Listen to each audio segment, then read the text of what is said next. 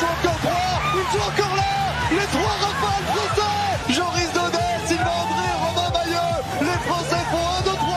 Léon Marchand qui est en train de passer Milac. Léon Marchand remporte son deuxième titre. Champion olympique avec un nouveau record olympique. Ça y est, c'est fait, Pauline, après les désillusions de Londres, de Rio et de Tokyo. Pauline Ferrand-Prévot, championne olympique de VTT cross-country. C'est la 5e balle de match.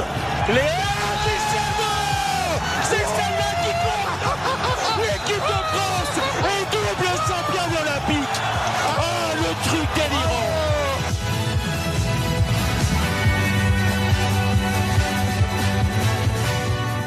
Le Campus Sport Club, tous les mardis soirs, 23h minuit, sur Radio Campus Lille.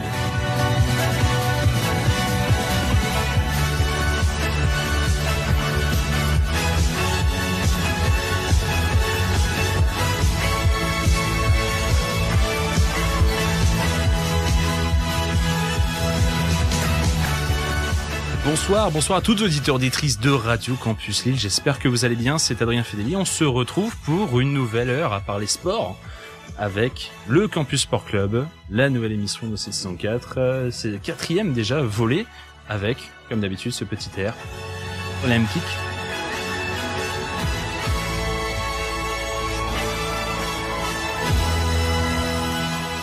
Et ouais, pourquoi s'en priver? On a passé un si bel été et on va pouvoir continuer à passer une très bonne année, même pour cette saison 4, à toujours parler de sport chaque semaine sur Radio Campus Lille 106,6 FM. Une heure de sport jusque minuit. Et bien évidemment, pour parler de sport, je ne suis jamais bien seul. Pour m'entourer ce soir, quatre hommes, quatre vigoureux bonhommes avec des voix tout aussi viriles et suaves que moi. On va le voir, surtout, ils vont pouvoir le découvrir avec qui fait ses débuts dans le Campus Sport Club. Martin, pour commencer, que je te présente. Salut Adrien, salut à tous. Comment tu le sens? Très bien, très heureux d'être ici avec vous pour faire un bel épisode, j'espère, et je le pense. Alors ça c'est toujours ça, on en juge toujours qu'à 23h59, on se regarde, on fait ouais, c'est vrai, c'était pas mal. On verra ça tout à l'heure. À ta gauche, c'est Léo aussi qui fait sa première, si je dis pas de bêtises. Ouais, ma première ici. C'était ta première. Léo qui était déjà venu, mais qui était, en fait, il était là. T'étais présent, mais t'avais pas pu parler au micro. Là, c'est ton heure de gloire. Léo, présente-toi. Exactement. Super content d'être devant le micro ce soir et bonsoir tout le monde. Et j'espère que ça va bien se passer. Ouais, ça va bien se passer, ça dépendra que de toi, ça. Évidemment, on va te mettre tout de suite la pression, Léo. Et des plus ou moins habitués pour finir à ma droite avec Raphaël qui ce soir présentera le premier moment nordiste de cette saison 4 qui était sur les pelouses nordistes ce week-end. Comment tu vas, Raphaël, depuis la première toi, hein, oui, non, c'est ma deuxième. Oui, mais c'était ta première, t'étais de la première. C'est ça, j'avais fait inauguré. Et là, à jamais le premier pour le moment nordiste de la saison. Ah oui, c'est vrai. Il faut rappeler toujours en début d'émission que Raphaël et moi sommes un peu friands de l'OM. Donc voilà, les petites allusions, on peut en glisser à tout moment. Voilà.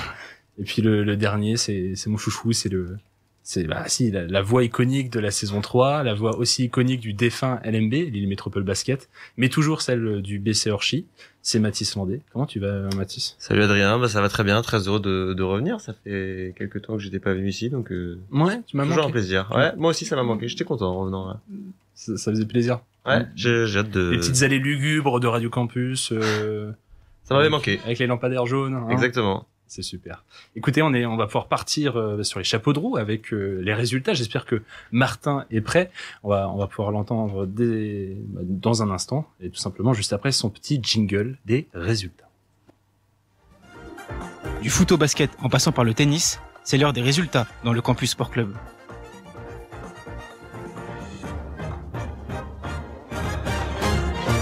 Alors, petite note, Martin?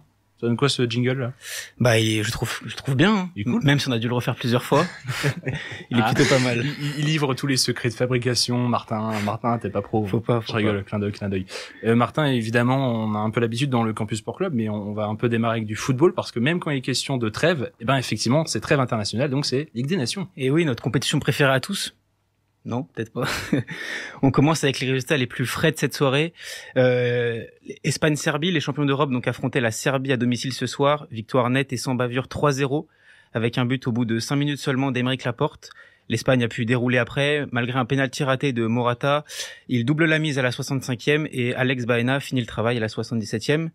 L'Espagne finit donc cette trêve avec deux matchs pour 2 victoires. Malgré un match difficile samedi soir face au Danemark, ils assurent leur première place et même leur qualification d'ores et déjà en quart de finale. Dans le groupe, le Danemark reste deuxième malgré son nul ce soir 2-2 face à la Suisse. L'autre gros match de cette soirée, c'était Écosse-Portugal. Les Portugais se déplaçaient en Écosse. Ils voulaient surfer sur la vague de leur belle victoire 3-1 face à la Pologne samedi soir. Mais les coéquipiers de Cristiano étaient en manque d'inspiration ce soir face à un bloc compact. Score final 0-0.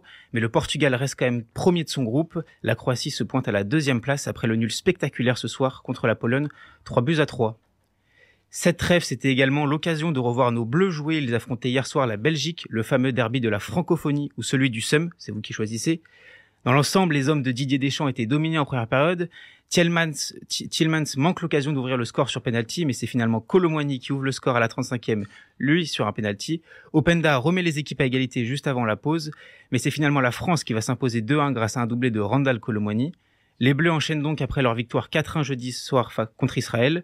Kamavinga et Nkunku sont les buteurs en première mi-temps et en fin de match, Guendouzi et Barcola auront fait trembler les filets pour assurer la victoire.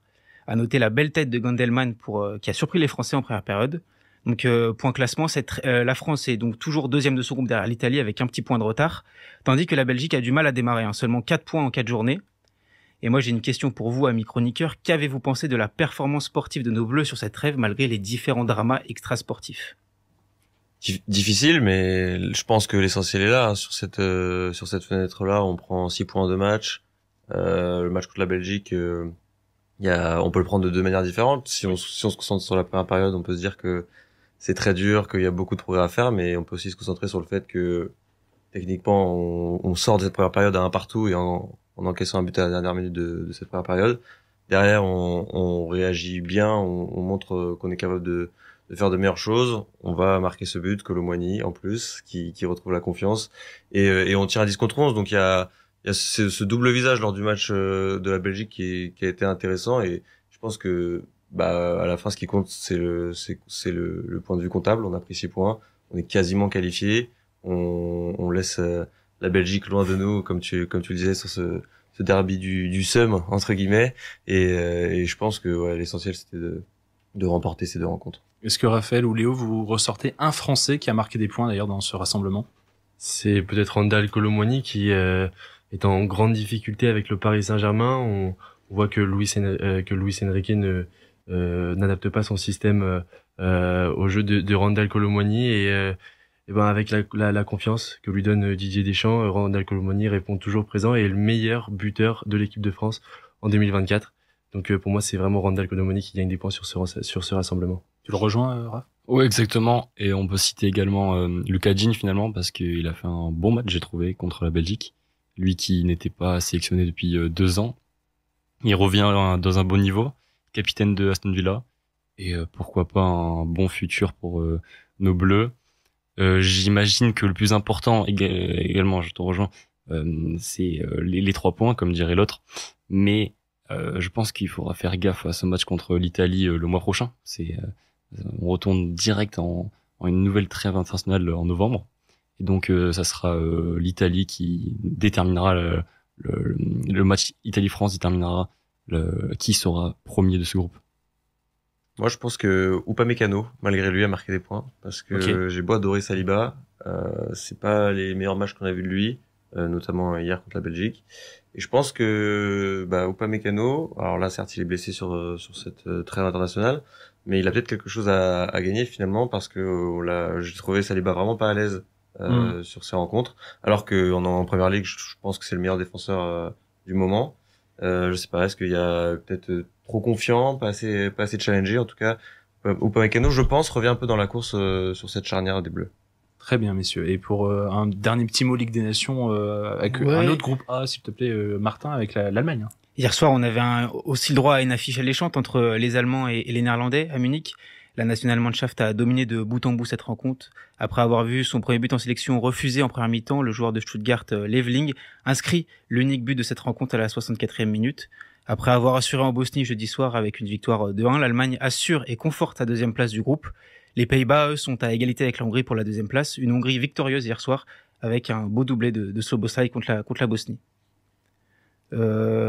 Sinon, les événements marquants en Ligue des Nations, on a eu Haaland qui a utilisé cette trêve pour devenir le meilleur buteur de l'histoire de la sélection norvégienne. Grâce à son doublé jeudi soir dans la victoire 3-0 des Norvégiens face aux Slovènes, il pointe désormais 34 buts au compteur, le tout en 37 matchs. Excusez le monsieur. La Norvège n'aura malheureusement pas réussi à confirmer dimanche soir, lourde défaite 5-1 face à l'Autriche.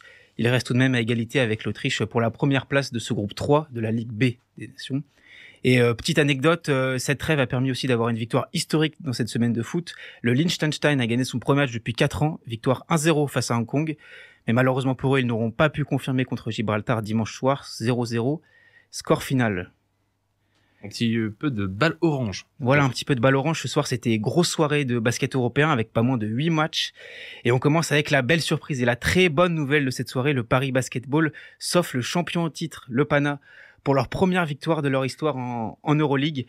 Un gros backcourt, TJ Shorts et Nadir Ifi qui ont réussi à effacer l'adresse à 3 points pas folle du Paris Basketball. Le Paris Basketball l'emporte de +6. Et l'autre résultat français de cette soirée, c'est l'Asvel qui malheureusement n'arrive pas à battre Berlin. Le 5 majeur était annoncé absent. Finalement, Théo Malédon et Sako ont pu jouer, mais ça n'a pas suffi pour l'Asvel à gagner. Et ils sont toujours sur un bilan de 1 victoire et 2 défaites dans cette Euroleague. À voir le match de Monaco demain contre Barcelone pour voir l'avancée dans le classement de l'Euroleague. Pour ce qui est de la Betclic Elite, notre beau championnat de France ce week-end, sinon on n'arrête plus le Cholet Basket. 3 victoires en 3 matchs pour le club de Maine-et-Loire. Vendredi soir, ils ont signé une belle performance offensive face à Saint-Quentin, 89-65 score final, avec pas moins de 6 joueurs avec 9 points minimum. Cholet donc prend donc la tête du championnat. Et même si c'est compliqué pour l'Asvel en Euroleague en ce début de saison, il faut un début de saison tonitruant en Betclic Elite, victoire de +21 face au Portel, et l'Asvel est donc sur une série de 4 victoires en 4 matchs en championnat. Le club est deuxième. À noter le bon début de saison de Gravelines Dunkerque qui complète le podium de ce championnat avec une belle victoire contre Strasbourg dimanche soir, 78-72. Ouais, le BCM qui fait carton plein à domicile. On va voir un peu quand même comment ils vont se comporter ensuite à l'extérieur. Balle orange, on change. On réduit tout, petite balle jaune. Voilà, petite balle jaune. On commence par les résultats des Français qui ont joué en fin d'après-midi. Victoire de Manarino en 3-7 aujourd'hui au premier tour de l'ATP 250 d'Almaty, une ville qui se situe au Kazakhstan. Et sinon, on a eu une victoire également de Gaston en 3-7 sur l'ATP 250 d'Anvers. Et malheureusement, une défaite de Van Hache et Mpetshi Perricard sur ce même tournoi.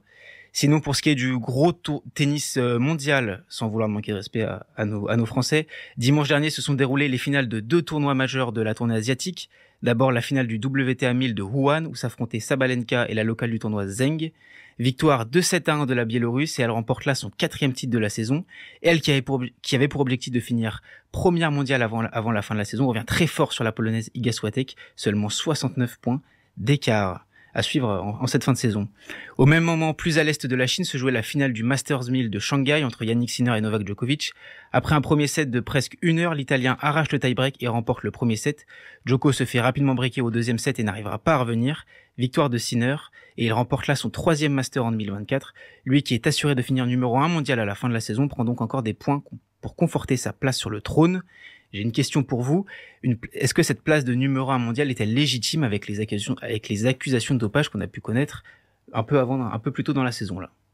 Ouais, c'est peut-être le seul point noir en fait de cette saison d'Yannick Sinner. L'Italien a toujours visé, en tout cas accusé de dopage. Vous y croyez? Est-ce que ça explique forcément ces résultats? Est-ce que vous pensez que non, Raphaël, c'est non là? Non, je pense que comme dans toute enquête, faut qu'on attende le résultat. Et si il y a vraiment eu utilisation de produits dopants, il faudra l'exclure et tout simplement lui enlever, pourquoi pas, des titres qu'il a gagnés en étant dopé. Ce qui est très compliqué aussi, toujours entre la fenêtre ou est-ce que les victoires appellent les victoires, c'est toujours un peu compliqué aussi. C'est un peu plus vrai dans le tennis aussi, peut-être. Les victoires appellent les victoires, les titres appellent les titres. Ouais, bien sûr, il est sur une bonne lancée maintenant. Moi, je suis assez d'accord, c'est que on est obligé de s'interroger sur la situation de Yannick Sinner. Certes, il réalise sa meilleure saison. Certes, il enchaîne les titres, comme tu disais, Adrien, au fur et à mesure de l'année, surtout là cette fin d'année, je trouve vraiment monter en puissance avec l'US Open récemment. Mais on peut pas occulter le fait que il y a cette suspicion de dopage, volontaire ou pas, ça sera à la main de juger. Mais j'arrive pas à tirer véritablement un avis. Juste, je suis pas 100% convaincu par ses performances parce que j'ai ça en tête et j'attends justement de savoir la décision finale. Allez, petite transition d'un possible dopé à un autre, d'un champion à un autre. On passe au cyclisme. Et oui, ce week-end se déroulait le dernier des 5 monuments de la saison, le Tour de Lombardie, et le vainqueur de la classique des feuilles mortes, édition 2024, est Tadej Pogačar. Et oui, parti à 48 km de l'arrivée, ni Remco Evenepoel ni même les motos n'ont pu le suivre. Après 2021, 2022, 2023 et maintenant 2024, c'est sa 4e victoire sur cette course mythique. Seul Fausto Coppi fait mieux avec 5 victoires. Petit clin d'œil à l'équipe qui titre Poggi, Coppi conforme. On apprécie le jeu de mots ici par rapport au fait que Coppi est le seul à avoir fait 4 victoires d'affilée également. Lui qui était l'objet d'un débat il y a 2 semaines sur cette même émission a donc tout raflé sur cette fin de saison et confirme que c'est le super-héros du cyclisme moderne. J'ai une question pour vous, on a parlé de la saison de Sinner, est-ce que là on peut parler de saison parfaite également de la part du Slovène? Complètement. Il a explosé tous les records cette année et effectivement c'est une saison parfaite.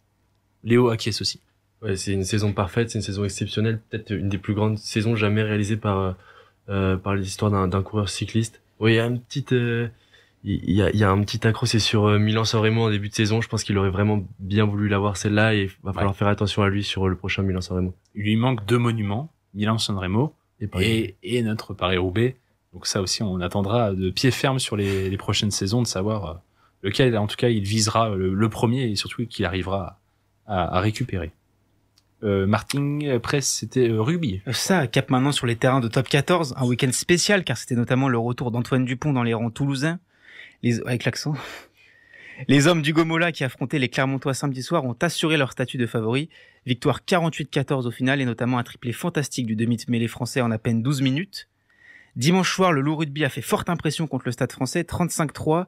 Après avoir déjà battu Bordeaux et Castres cette saison à domicile, l'équipe lyonnaise confirme son très bon début de saison en se positionnant à la 4e place du top 14. L'autre équipe favorite de ce championnat est assurée. L'UBB recevait l'USAP samedi soir et à domicile, les supporters bordelais ont pu se régaler devant un festival offensif. 10 essais marqués par l'UBB, score final 66-12. Petit point sur le classement, l'UBB garde les rênes du top 14, suivi de près par Toulouse. À noter le revers de La Rochelle face à Bayonne. La Rochelle prend donc la 3e place. Et comme dit juste avant, le Loup fait une bonne opération en prenant la 4e place de ce championnat. Et un dernier mot, course à pied. Et oui, on finit un gros coup de tonnerre dans le monde de la course à pied dimanche. Route, excusez-moi pour la prononciation, Šepentic est la première femme à passer sous les 2h10 et explose l'ancien record de 2 minutes, explose même son propre record de 4 minutes. Le nouveau record est donc établi à 2h, 9 minutes et 47 secondes. Ça intervient 1 an après le record de Keptoum sur ce même marathon qu'il avait fait en 2h35. Ouais, effectivement, je crois que c'est 2h09, 57 secondes peut-être. À 57 ? Ouais, il me semble que c'est 57 secondes. On vérifiera les informations. T'inquiète pas, Martin, t'inquiète pas. C'était déjà très très bien. Oui, c'est vrai, ce beau record assez surprenant. Mathis a un petit mot à dire là-dessus d'ailleurs. 2h09, 56. 56, oui, avec... comment on appelle ça ? Quand on revoit le temps, j'ai plus le terme. Il y a un terme technique. Photo finish ? Non, c'est temps, en gros, temps revu. Tu vois, parce que des fois, entre le moment où la personne est partie sur la ligne, si elle était un peu en retrait par rapport à la vraie ligne d'arrivée, le chrono peut être un petit peu aménagé. Bref, voilà, c'est des termes très techniques. Voilà, si vous avez déjà... Ici, il y a des coureurs ici de semi-marathon. Ouais, Martin. Non, en mode de trail, moi. Ah non, tricheur. Ok, du trail. Très bien. Et ainsi s'achève ces beaux résultats de Martin, et grâce à cette passe D sur le marathon, moi j'ai pu faire mon choix musical en fonction, et avec une petite chanson de Benabar, parce que ici j'essaye de créer des liens, des choses qui n'ont pas forcément à voir, mais on est sur Radio Campus Lille, on peut se permettre des choses. Donc tout de suite après Marathonien de Benabar, et il y a un petit clin d'œil à mon ami Matteo Benoît-Fritsch, qui a publié tout début juillet son premier livre coécrit avec le coureur international français Johan Kohl, Marathonien, les secrets de la préparation physique et mentale du marathon, cette distance tant convoitée, tant rêvée, voilà, qui pourrait vous aussi vous intéresser, vous attiser, comme monter l'Everest, peut-être, je ne sais pas en tout cas si ça vous intéresse. Chacun son Everest. Et puis voilà, si vous vous demandez de quoi parle l'ouvrage marathonien, donc c'est l'histoire de deux sportifs, l'un amateur, Matteo, l'autre professionnel, Johan, qui vont se rencontrer et échanger autour de leur préparation à un premier marathon. Voilà, et il est pas mauvais Matteo en marathon. Il est beaucoup mieux que moi en tout cas. Allez, trêve de bavardage, petit interlude musical du soir, marathonien donc, de Benabar. Et on se retrouve juste après pour les news dans le Campus Sport Club.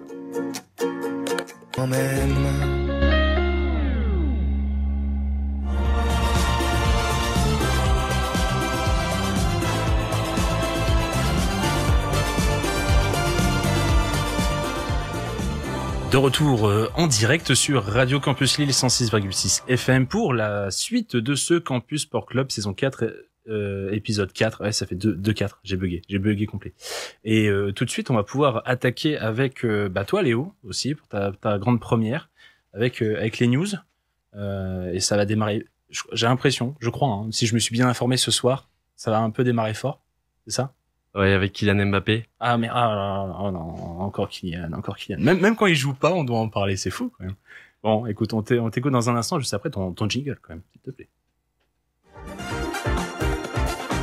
La suite de l'actualité sportive de la semaine, c'est parti pour les news du Campus Sport Club.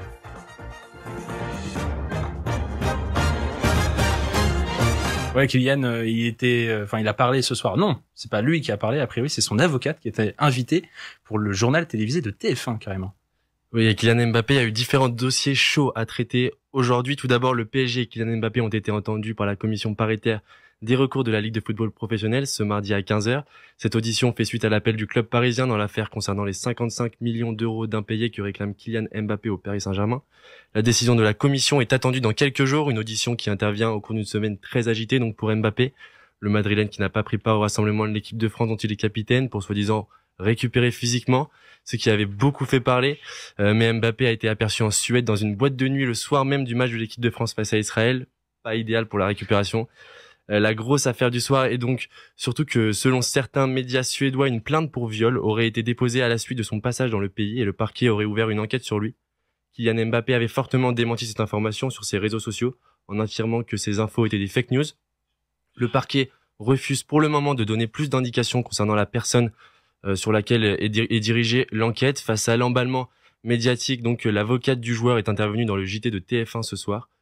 On parle d'une plainte, d'un dépôt de plainte, mais à cette heure, on ne sait même pas à l'encontre de qui, a-t-elle précisé d'entrée.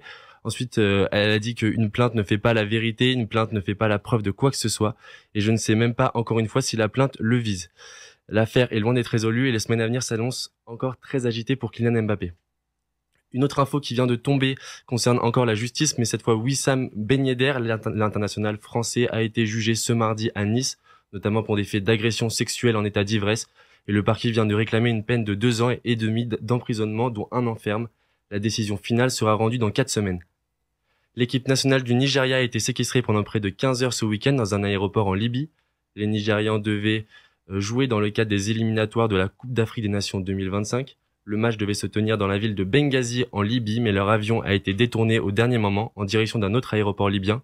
La sélection du Nigeria n'avait à sa disposition ni eau ni nourriture, et les seuls hôtels aux alentours n'acceptaient aucun Nigérian selon eux. La Confédération africaine de football a annoncé qu'elle allait se pencher sur cette affaire alors que les Nigérians refusent de jouer le match en Libye. Bon, il y a de très fortes chances que la victoire leur soit accordée sur tapis vert.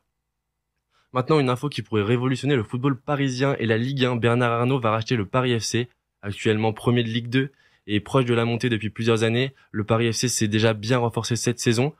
Bon, là, on parle quand même du premier ou deuxième homme le plus riche du monde. Le patron du groupe LVMH devrait racheter 55% des parts du club, laisser quelque part au président actuel Pierre Ferracci et surtout s'associer avec Red Bull, qui aurait 15% des parts. Red Bull déjà propriétaire de Salzbourg, Leipzig notamment, réputé pour sa formation et qui vient d'embaucher Jürgen Klopp, l'ancien entraîneur de Liverpool, en tant que nouveau directeur mondial du football. Le Paris FC pourrait évoluer au stade Jean-Bouin, qui est seulement à quelques mètres du Parc des Princes. Cette idée fait un peu penser au stade de Liverpool et Everton, seulement séparés d'1 kilomètre. Cette fois, c'est une seule rue qui sépare le parc et Jean-Bouin. Alors les gars, est-ce qu'on peut croire vraiment à la naissance d'une véritable rivalité entre le PSG et le Paris FC ? Moi, j'y crois totalement, parce que Bernard Arnault, comme tu l'as dit, il va arriver avec les moyens. Et bon, les moyens, il les a. Le club, ça fait, comme tu le disais également, ça fait 4 ans ou 5 ans de suite qu'ils jouent les playoffs. Chaque fois, ça passe pas, mais ils sont quand même toujours dans le top 5 de la Ligue 2. Avec l'arrivée des moyens, ils ont aussi fait un gros recrutement cet été. Ils ont signé Crasso, notamment, qui est un joueur référencé top niveau Ligue 2, voire un bon buteur de Ligue 1. Avec Saint-Etienne, hein, qui Ouais. avait fait... Exactement, Maxime Lopez qui vient d'arriver, c'est quand même des recrues déjà qui annoncent quelque chose, d'autant plus après si on rajoute une arrivée au capital de Bernard Arnault. Donc moi j'y crois, forcément ça prendra du temps, mais ça peut donner des idées. Et on a parlé un peu plus tôt du club de basket de Paris qui fait de belles choses grâce à un bon investisseur. Ça fait 6 ans qu'il existe, ils viennent de battre le champion d'Europe. Pourquoi pas un destin un petit peu similaire. Toi, Jürgen Klopp, t'as aussi un avis là-dessus aussi, de tout ce projet, avec aussi cet impact Red Bull Jürgen Klopp, ce que ça peut apporter, Raph? Ouais, dans le sport, tout ce qui est géré par Red Bull, ou en tout cas où Red Bull a des parts, c'est du sérieux. Donc j'estime que là, franchement, Paris FC, c'est pourquoi pas la Ligue 1 dans un an, et pourquoi pas la naissance d'une rivalité intra-parisienne, ce qui n'a pas été vu depuis les années 90. Et en plus, on est dans un pays où le championnat français, on n'a qu'un club dans la capitale, ce qui est une exception en fait en Europe, avec qui on parlait de Londres ou de Istanbul. On peut penser à Madrid. Il y a 5 clubs si on compte. Oui, si je peux apporter une légère précision, tu parles de clubs dans la capitale au plus haut niveau. Oui, pardon. Dans la division 1 en fait. Ouais, exactement. Et là, il y a que Paris Saint-Germain.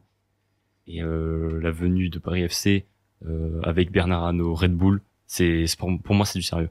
C'est costaud. Et puis ça nous rappelle, Martin, un peu Leipzig, ce club aussi qui était en 5e division en 2009 et qui est monté à vitesse grand V et qui a joué à la Ligue des Champions. Ouais. Enfin, ce qui est assez fou.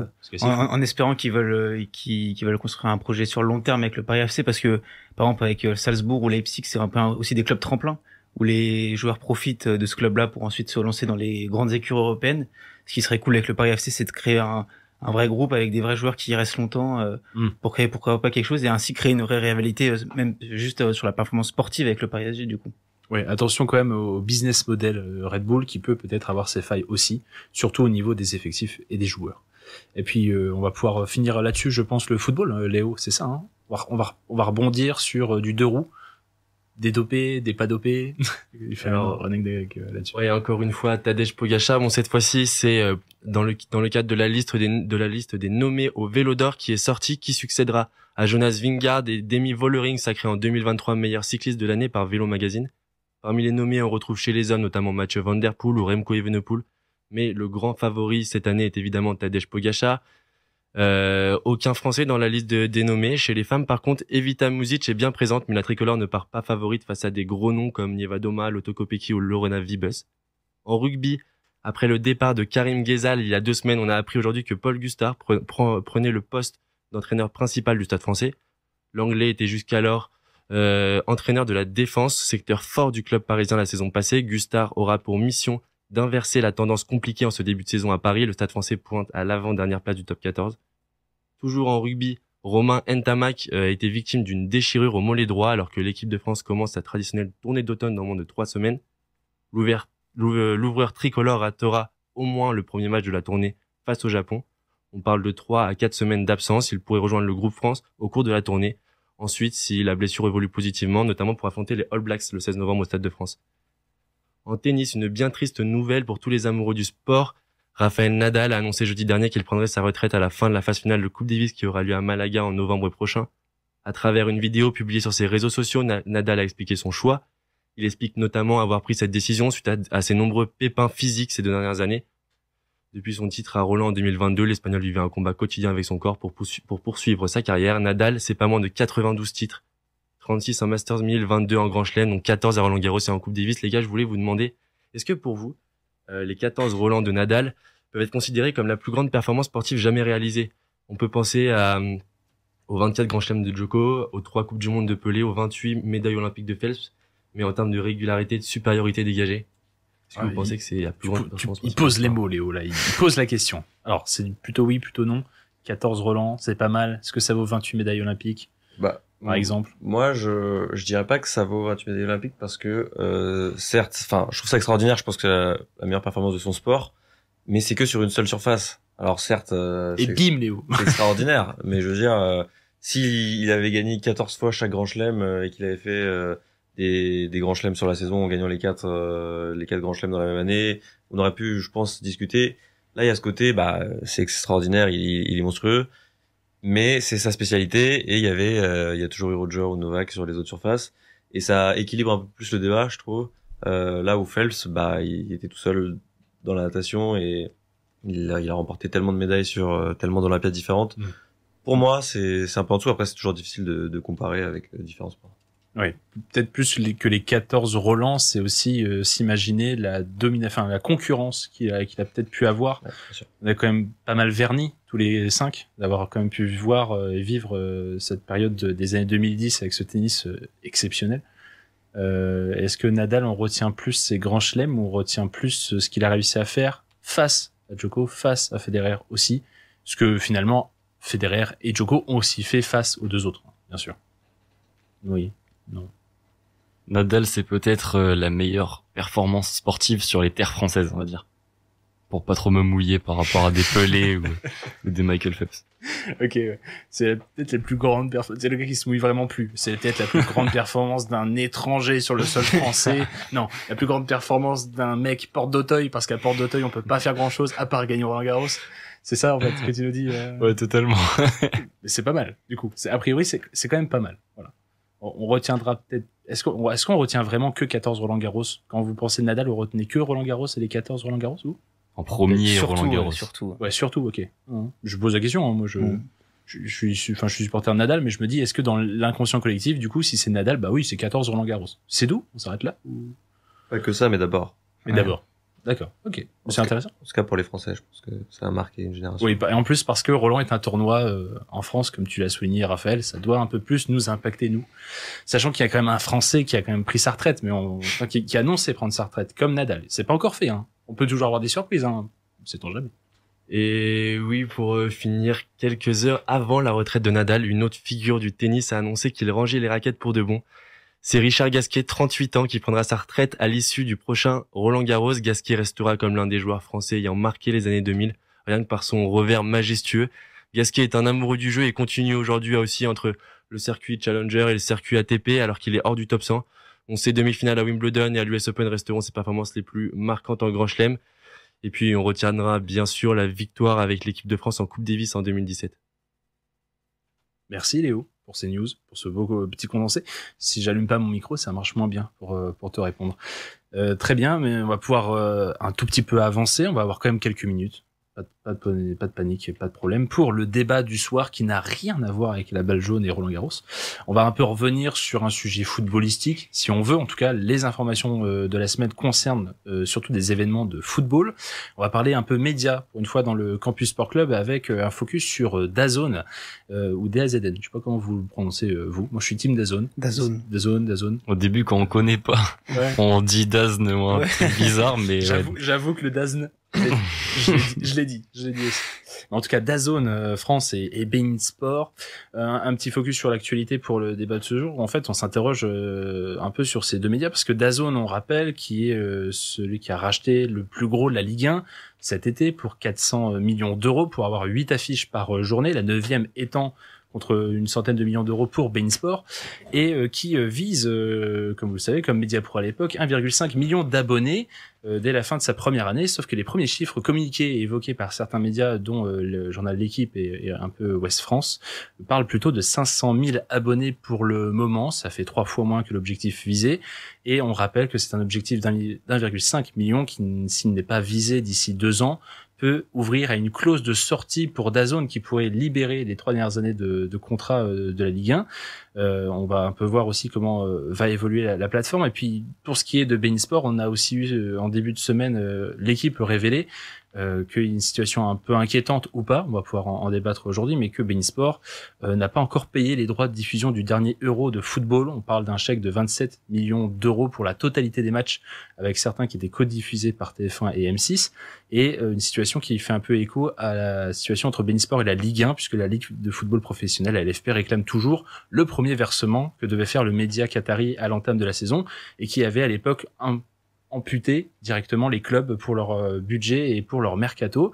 Alors, la petite question autour de ce débat, c'est par rapport à cette actualité sur des chiffres inquiétants ou des paiements encore non versés, est-ce qu'on doit avoir de quoi s'inquiéter ou est-ce qu'il est encore trop tôt pour sonner une sonnette d'alarme concernant ces deux gros médias français qui sont, quand même pour rappel, derrière Canal, quand même les deux grandes valeurs de notre sport national en termes de football? Aujourd'hui, il faut qu'on réalise que on est dans une situation où ni les supporters, ni les clubs, ni voire même beIN, qui ne paye pas, ne sont satisfaits de la situation actuelle. Donc, oui, on doit avoir peur parce que je crois au début t'as dit dans 2 ans, le DAZN peut résilier son contrat. Ouais. Je crois que c'est dans même 1 an, en décembre 2025, s'ils n'ont pas atteint 1,5 million d'abonnés, Ouais, ils pourraient quitter. Ouais, je crois qu'ils peuvent activer la clause à partir de décembre. Après, ils seront peut-être obligés de finir l'année. Mais en tout cas, en anticipé, on sait, parce que c'est toujours, ça payerait plus, ça. Ça serait un peu catastrophique comme Mediapro d'arriver en plein milieu de saison et dire, au fait, on arrête tout. Ah ouais, mais on fait comment pour les matchs de Ligue 1 de ce week-end? Alors que là, je pense qu'il y aura peut-être une durée tampon pour prévoir le fait que la Ligue va devoir retrouver des gens à qui revendre les matchs. C'est quelque chose qui fait pas pro. Mais bon, sincèrement, j'espère ça. Ça se trouve, tu as raison. Ça se trouve, décembre 2025, s'ils disent on s'en va, on s'en va. Très inquiétant. Parce que, en plus, à la même période, Mediapro avait 600 000 abonnés. Et on voit bien qu'aujourd'hui, les supporters de foot ont compris qu'après le fiasco Mediapro, faut pas se lancer comme ça dans une nouvelle chaîne. En plus, avec finalement, c'est pas une nouvelle chaîne, c'est 2 chaînes qui diffusent le football français. Je trouve que c'est un peu aberrant à ce niveau-là. Est-ce que toi, Mathis, Ouais, moi, je rejoins Raphaël sur cet avis concernant l'inquiétude. Moi, je pense aussi qu'il faut avoir une inquiétude parce que c'est pas une solution viable. Encore un nouveau diffuseur. Amazon, ça fonctionnait plutôt bien, mais c'est une question financière. Le milliard promis par la Brune n'a jamais été atteint et n'a jamais été proche d'être véritablement atteint. Pourquoi pas DAZN si ça fonctionne financièrement? On a bien vu l'abonnement à 40 € par mois. Là, les 500 000, c'est parce qu'il y a eu la promotion pendant 2 semaines pour diviser de moitié le prix de l'abonnement. Oui, tout à fait. DAZN qui a fait des offres promotionnelles et des partenariats aussi pour essayer de rafler un peu plus d'abonnés. Mais encore 1 million, ils visent 1 million. Est-ce que vous trouvez que ce chiffre d'1,5 million, alors qu'on sait généralement que c'est un peu comme une courbe exponentielle. Enfin, au début, ça démarre fort, et puis généralement, après, c'est petit à petit. Et là, il y a 1 million à gratter d'abonnés. Est-ce que vous pensez qu'en 2 ans, ils vont gratter 1 million de personnes en plus? S'ils sont pas encore là aujourd'hui, en tout cas. Il y a eu une nouvelle offre de fait récemment où c'est 30 € pour 2 appareils. Donc si tu divises avec un pote, par exemple, ou un collègue, ça fait 15 € par personne. Ok. Mais est-ce qu'ils vont... Martin est sur le coup, tu vois. Après, l'offre a été étudiée. Ouais. Mais est-ce qu'ils vont réellement réussir à tenir ces prix-là? Par exemple, là, pour la réduction qu'on parle, là, c'est pour 2 mois, en fait. 2 mois de Ligue 1. Donc après, tu retournes à 40 €, c'est ça? Oui. A priori, leurs offres, pour l'instant, sont plus pour les premiers mois une entame, mais on sait très clairement que sur une fin de saison, après, ils mettent plein pot. Ouais. Donc en fait, là, ils arrivent à attirer du monde. Donc, avec des réductions. Mais est-ce que tu peux vraiment attirer 1 million de personnes avec, tout le long de la saison? Et quand les tarifs vont redevenir pleins, je suis pas sûr, et ça va être compliqué, ça va être à suivre, quoi, en tout cas.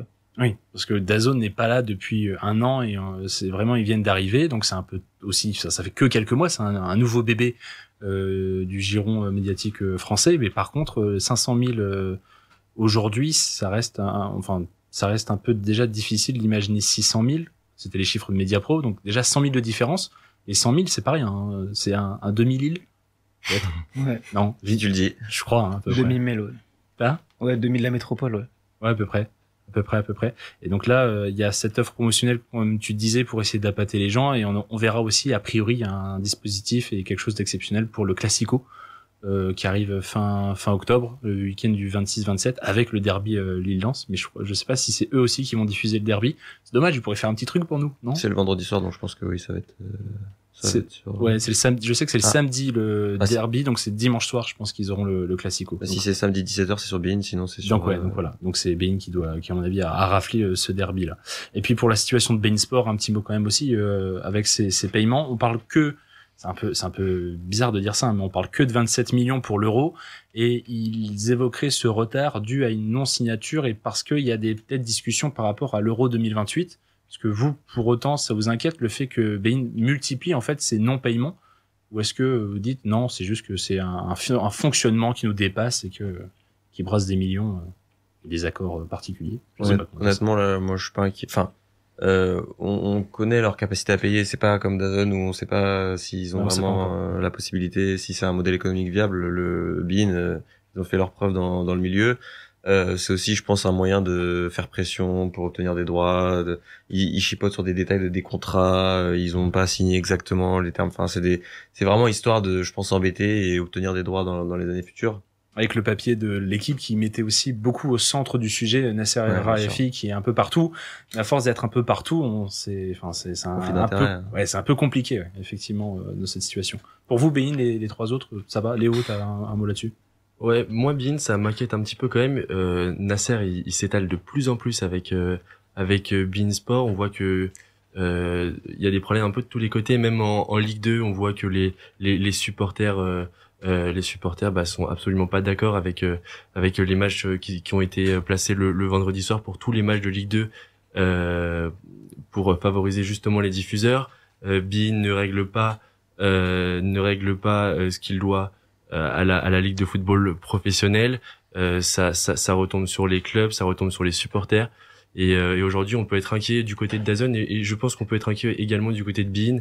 Peut-être que Nasser cette fois s'est trompé et que beIN Sport s'est trop étalé. On va voir si beIN Sport s'est lui-même fourvoyé et s'est tiré une balle dans le pied. En tout cas, il est temps de marquer une seconde petite pause musicale, si vous le voulez bien, sur Radio Campus Lille et dans le Campus Sport Club. Avec là une première musique qui m'est venue à l'esprit. Rappelez-vous, beIN Sport, ça a quand même 12 ans maintenant que c'est arrivé en France. Et c'était arrivé, et puis il y avait une petite musique qui commençait à devenir redondante. Avec cette musique-là pour tout leur jingle promotionnel et qui venait de sortir, c'est Sail d'Owl Nation, sorti en 2011. Et donc tout de suite utilisé par beIN Sport en 2012. On s'écoute ce petit air dans Radio Campus Lille et on revient pour la fin avec Moment Nordiste et Immanquable.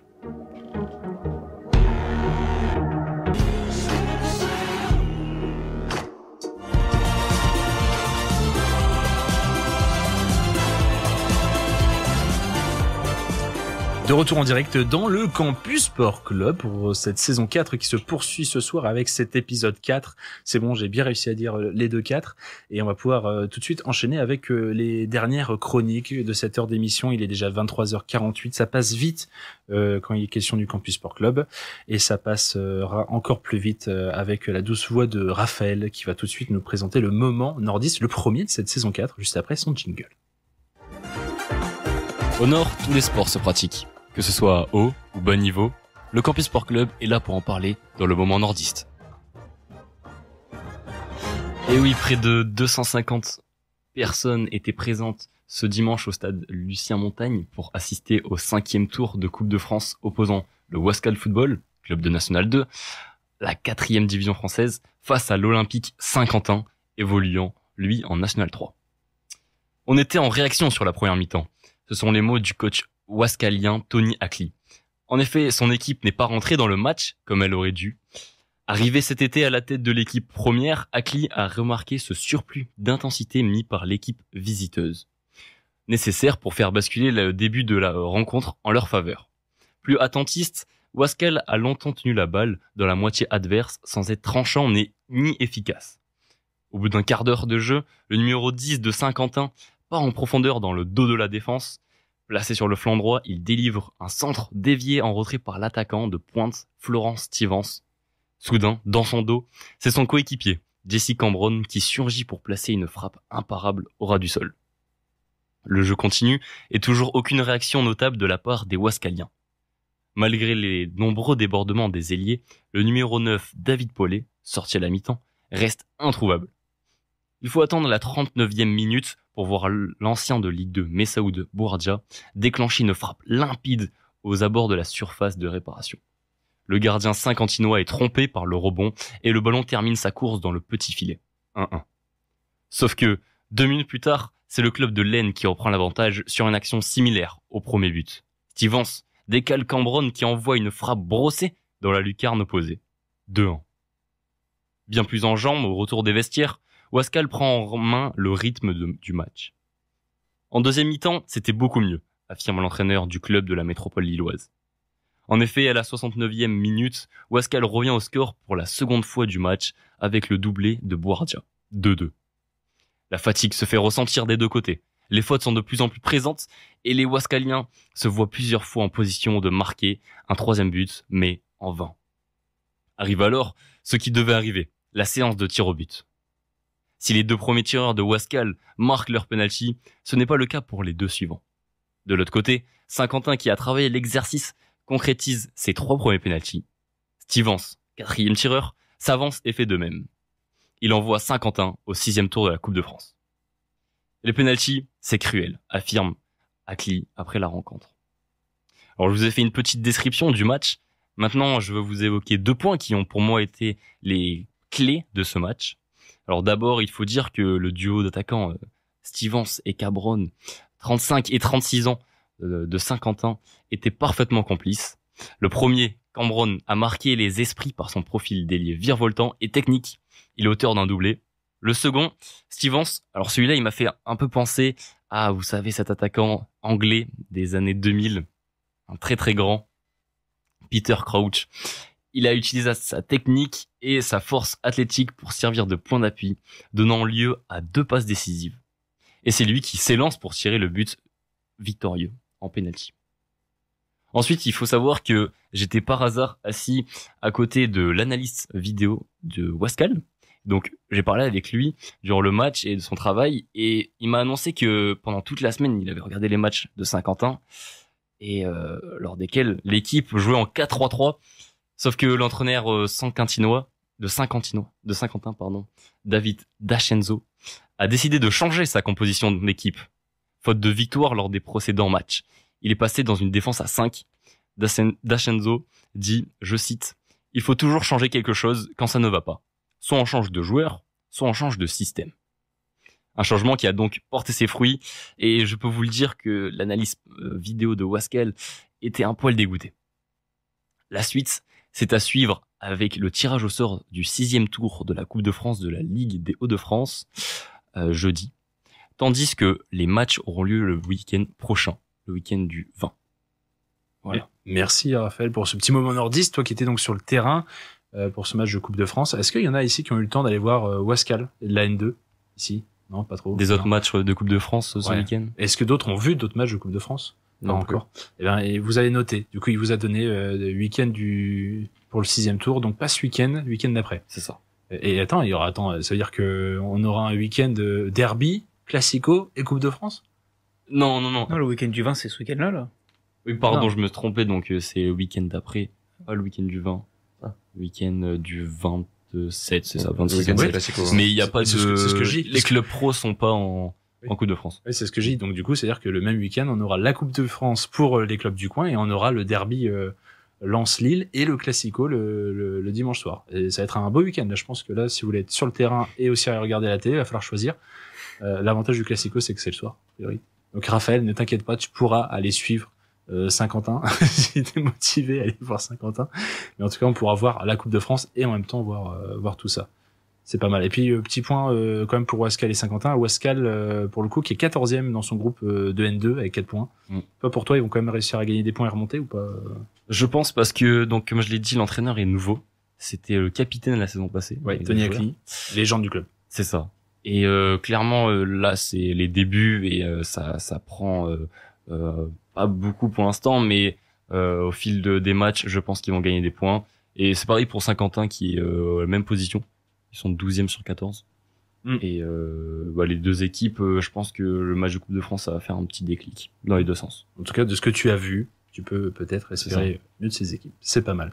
Merci Raphaël. En tout cas, on va pouvoir tout de suite se diriger. Tout de suite maintenant, c'est dans un instant, c'est les immanquables de Mathis. Dernière chronique de la soirée, mais ne partez pas trop vite. Si vous voulez savoir ce qui vous attend la semaine prochaine, c'est tout de suite dans les immanquables du Campus Sport Club.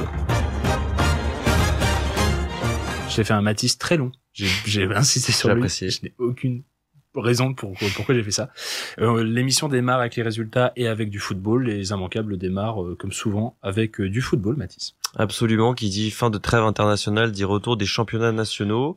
En Ligue 1, Lille se déplace à Monaco vendredi soir à 20h45. Le lendemain, Brest-Rennes pour le derby breton à 17h sur beIN Sport et PSG Strasbourg à 21h à suivre sur DAZN. En Première Ligue, une belle affiche pour le Match of the Week. Le leader Liverpool reçoit Chelsea, 4e au classement. Arsenal se déplacera à Bournemouth samedi à 18h30. City, de son côté, ira jouer à Wolverhampton dimanche à 15h. Et vous le savez, toutes ces affiches sont à suivre sur Canal. L'Espagne et l'Allemagne à présent que vous pourrez suivre sur beIN Sport. Mbappé et le Real joueront contre le Celta Vigo samedi à 21h. Et le Barça recevra Séville dimanche soir. En Bundesliga, l'affiche de week-end sera l'alléchant Bayern-Stuttgart. Rendez-vous samedi à 18h30. Un peu plus tôt dans la semaine, les féminines de l'Olympique Lyonnais se déplaceront à Wolfsburg pour un choc en Ligue des Champions. Ce sera jeudi soir à 21h. En basket, on est dans une semaine à 2 matchs en Euroleague. Monaco jouera à Barcelone demain soir et recevra Bologne vendredi. Paris, qui, on l'a dit en début d'émission, s'est imposé contre le Panathinaikos, ira à Munich jeudi soir. Et l'Asvel, qui a perdu ce soir, accueillera Vitoria vendredi. Si l'on s'intéresse au club du coin, vous l'aurez peut-être remarqué, Orchy accueille Chalon-sur-Saône en Coupe de France. C'est à suivre demain soir, petite auto-promo, n'hésitez pas à suivre. En Betclic Elite, l'Opalico aura lieu ce vendredi, le derby du Nord, entre Gravelines, Dunkerque et le Portel, pour le plus grand plaisir des fans du coin. Et un autre derby viendra clôturer cette journée. Paris Basket jouera contre son voisin Nanterre dimanche soir à 19h. Opalico qui est au Portel. Absolument. Le championnat du top 14 désormais, Toulouse ira à Pau à 21h05. Toulon recevra Montpellier et Clermont verra le promu Vannes lui rendre visite. Ces deux affiches sont prévues à 16h30 et tous les matchs du championnat sont à suivre samedi sur Canal+. Week-end de Grand Prix également aux États-Unis pour les amateurs de Formule 1. Les qualifications dans la nuit de vendredi à samedi, la course sprint samedi soir à 20h et le Grand Prix aura lui lieu dimanche à 21h. Un autre Grand Prix, celui de moto, aura lieu ce dimanche en Australie. Décalage horaire oblige, son coup d'envoi sera donné à 5h heure française. Peu de handball avec la 5e journée de Ligue des Champions qui attend nos clubs français. Nantes jouera à Magdebourg en Allemagne mercredi soir à 20h45, tandis que le Paris Saint-Germain recevra le Dynamo Bucarest le lendemain. Pour conclure, un peu de tennis, des matchs d'exhibition auront lieu en Arabie Saoudite. Le Six Kings Slam proposa de très belles affiches. Sinner contre Medvedev et Alcaraz-Rune dès demain. Les demi sont prévus le lendemain et la finale samedi. Un dernier tour local avec du volley. Samedi soir, Tourcoing se déplace au Plessis-Robinson et Marc-en-Barœul pour les féminines recevra l'équipe de Nancy. Et pour conclure, depuis aujourd'hui, ont commencé les championnats d'Europe de tennis de table. Les frères Lebrun font leur entrée en lice ce jeudi et seront, je l'espère, c'est tout ce qu'on peut leur souhaiter, à suivre jusqu'à dimanche sur la chaîne live 2 de l'équipe. Merci Mathis pour tous ces immanquables. Les gars, rapidement, est-ce que vous, il y a un événement que vous allez regarder plus qu'un autre ce week-end? Je suis intéressé Vous avez le droit de prendre la parole, hein, quand je pose une question. Je suis intéressé par le ping-pong et la Formule 1. Voilà. Ouais. Il y a Stuttgart qui joue contre le Bayern, ça me paraît assez sympa samedi soir. Stuttgart. On aime Stuttgart. Je suis lorrain, hein, j'ai un peu plus d'accent, un peu germanique en moi. Et toi, Martin, t'as moins Rennes-Brest. Yeah, pas mal, c'est vrai. C'est vrai parce que Rennes qui galère un peu en c'est les Bretons déjà, on aime les Bretons. Et puis Brest qui assure en Ligue des Champions, donc à voir. À voir, effectivement, on a hâte de voir ça. Il est l'heure, c'est la fin, 23h59 sur Radio Campus Lille 106,6 FM, c'est l'heure de nous quitter, avec bien sûr ce petit air olympique. J'en profite, Mathis, t'en penses quoi toi de ces sons olympiques? J'aime bien la nouvelle direction artistique de cette émission. On était obligé de marquer le coup quand même après cet été olympique. Victor m'a envoyé un mail, il m'a dit tu peux y aller. Je me suis régalé, voilà. Bah tu fais bien. Super, bah merci en tout cas à vous quatre, à Martin, Léo, Raph et donc Mathis pour cette heure d'émission. J'espère que ça vous a plu, j'espère que ça vous a aussi plu, auditeurs auditrices de Radio Campus Lille. L'émission est à retrouver bien sûr sur campuslille.com, mais aussi dès demain sur YouTube, Spotify, Deezer. Et d'ici là, moi je vous dis portez-vous bien. Bye bye tout le monde.